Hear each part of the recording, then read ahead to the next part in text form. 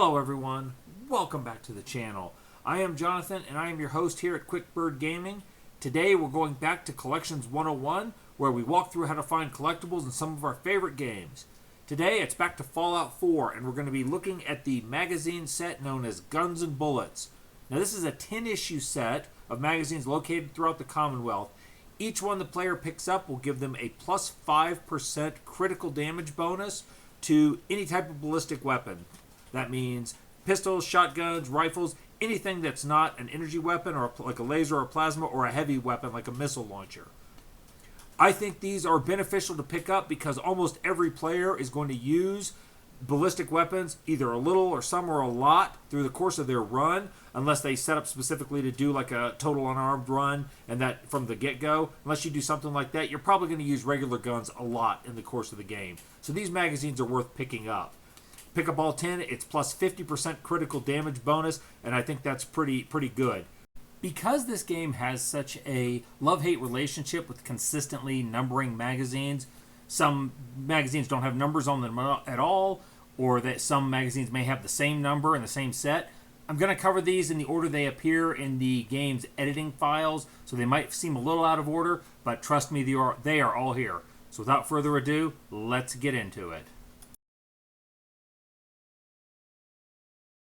The first issue we'll talk about is located north of downtown Boston at the regional office of the Bureau of Alcohol, Drug, Tobacco, Firearms, and Lasers. That's a mouthful.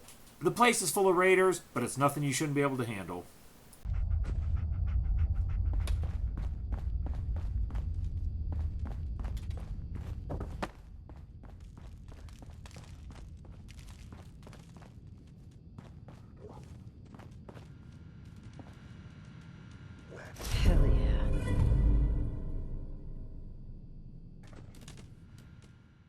The second issue we'll look at is in Fort Hagen, which is on the west side of the map. This is where you go to confront Kellogg in the course of the main quest. Though I do not believe you have to be on that quest to obtain this. The magazine is in a non-quest gated part of the building, so you should be able to pick it up whenever. The place is full of synths, so be on your guard. Shoot him back, but be crazy, like a clown, chop down that electric chair. Hacking and whacking and whacking. He's a maniac. Hacking and whacking. Don't do nothing but hack. Hacking and whacking and whacking. Just hack, whack, chopping at me.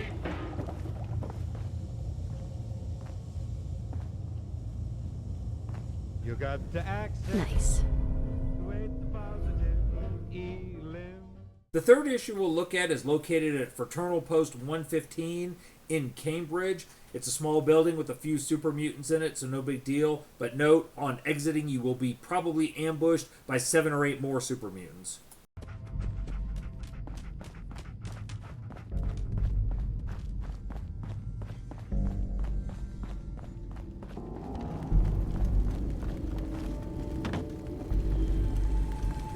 Nice.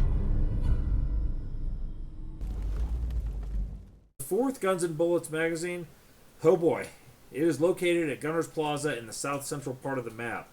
Spoiler alert, based on the name, you probably already guessed the place is swarming with gunners. This is one of the longest endurance fights in the game. Clearing this place out takes a while, and you got to watch yourself. In addition to gunners, there are a bunch of security turrets, and there's also frag mines on the floor, so be careful. It's also one of the few places in the game you are guaranteed to find an enemy with a fat man. There's a guy on the roof on the outside. He will use it on you as you approach. The magazine is located on the 2nd floor, so once you've cleared it out, just follow this path and it'll get you right there.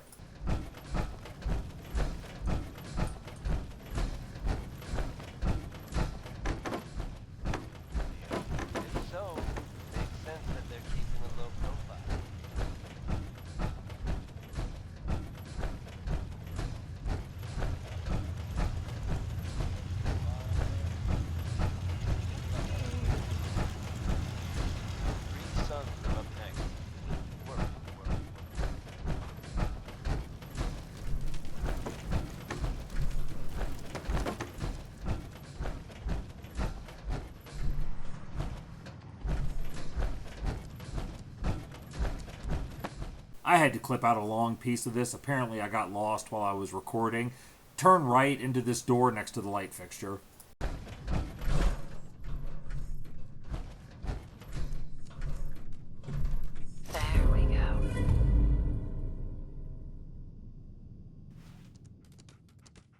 The fifth issue we'll look at, and I should have recorded this in daylight. It's found at the Rook House, which is way on the northeast side of the map. Now, Barney Rook will demand your help before he lets you into his bunker. You can agree. Once you get in, though, you can just grab the mag and run.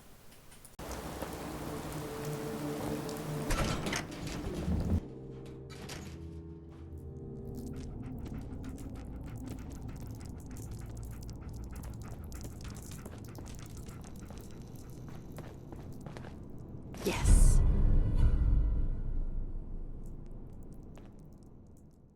The sixth issue we'll discuss is found at the Quincy Ruins, way in the southeast part of the map. This one's kind of hard to get. I think your best bet is to start here in front of the police station and then follow the path I'm laying out. It's located way up high. This ruin is infested with gunners, a lot of whom are named. If you know the lore around Preston Garvey's backstory, some of that makes sense. Be careful. They're on all levels here, on the building tops and in the streets. Some of them have long-distance weapons. They will snipe at you, sometimes with missile launchers. So just be on your guard and work your way up to the top.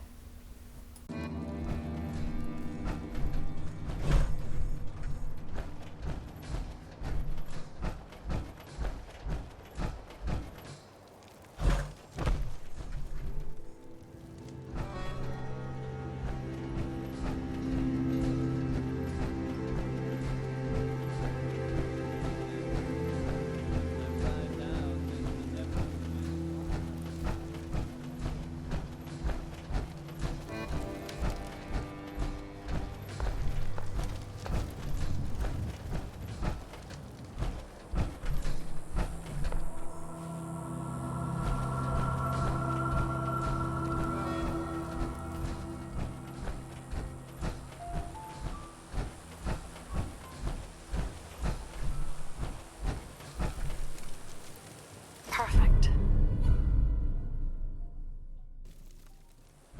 The seventh issue is super easy. It's found at the South Boston Military Checkpoint, south of Boston. It's one room with a couple gunners. Run in and grab it. Turned away for matters of national safety. Excellent. This message will repeat. The eighth issue we'll discuss is found at the Cambridge Police Station. Now, this issue only becomes available after Brotherhood reinforcements arrive at the station mid-game. It's located in a locked safe off to your left. If you've already cleared out the safe, don't worry, it will repopulate. It does require advanced hacking on the terminal ahead of you or expert lockpicking to get into. Though, as I understand it, a key will appear in the station later in the game. The exact time depends on how you process the main quest. It's a dangerous place.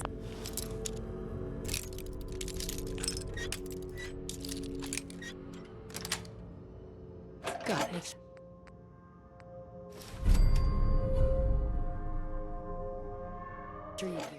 The ninth issue is found at the castle on the eastern part of the map. Very simple. Clear out the Mirelurks. It's at the central radio console. Easy to find.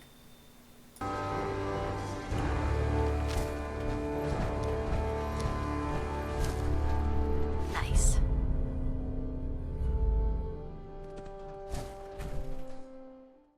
The 10th and last issue of Guns and Bullets we'll discuss is found at the Ticonderoga Safehouse. It's a little bit southwest of Bunker Hill, across the river from downtown Boston. Now, in order to access this, you will have to advance the railroad quest. I believe the last quest is Boston After Dark, and you have to do that quest before you can take this elevator. Once you do, follow the path, and you can claim the last magazine.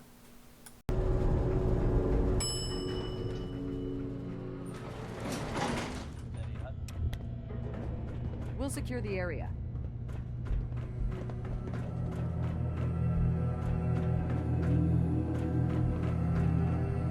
Mr. Stockton said I shouldn't say anything. Excellent.